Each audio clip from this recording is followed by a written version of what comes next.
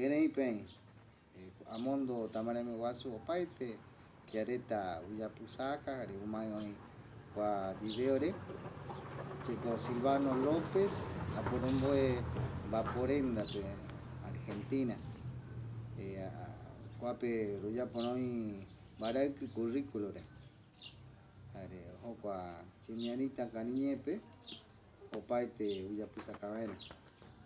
Nos juntamos con el pueblo chané, con el pueblo tapiete, y bueno, logramos juntar muchas ideas, impulsar diferentes actividades, diferentes propuestas también para mejorar la pedagogía en el aula, y el intercambio permitió también avanzar sobre esta idea que parece difícil, pero que llevamos adelante. Tener un currículum donde se parta de lo esencial, de lo formativo, de lo educativo, levantando bagaje como los conocimientos ancestrales, la música, la forma de vida, la forma de sentirnos auténticamente guaraní, permitiéndonos encontrarnos en asamblea, formando equipos de trabajo,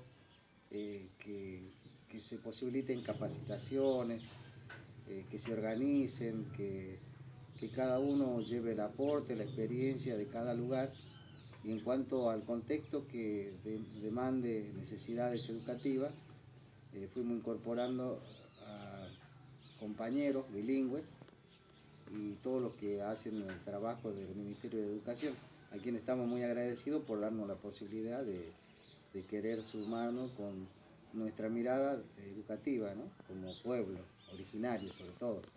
Cada lugar, cada hermano busca la forma de cómo motivar y hacer presente siempre la idea del educador bilingüe en la escuela. Nosotros desde Pichanal ofrecemos mucha actividad relacionada con la recreación, con la participación, el movimiento corporal y diferentes actitudes a través del canto. Es así que les saludamos a todos, les deseamos que sea fructífero el encuentro que se está programando, y saludamos también a todos los que nos están acompañando y tienen la idea de que llevemos adelante nuestro currículum. Ya Surupay, Tumpa Tumae Pere.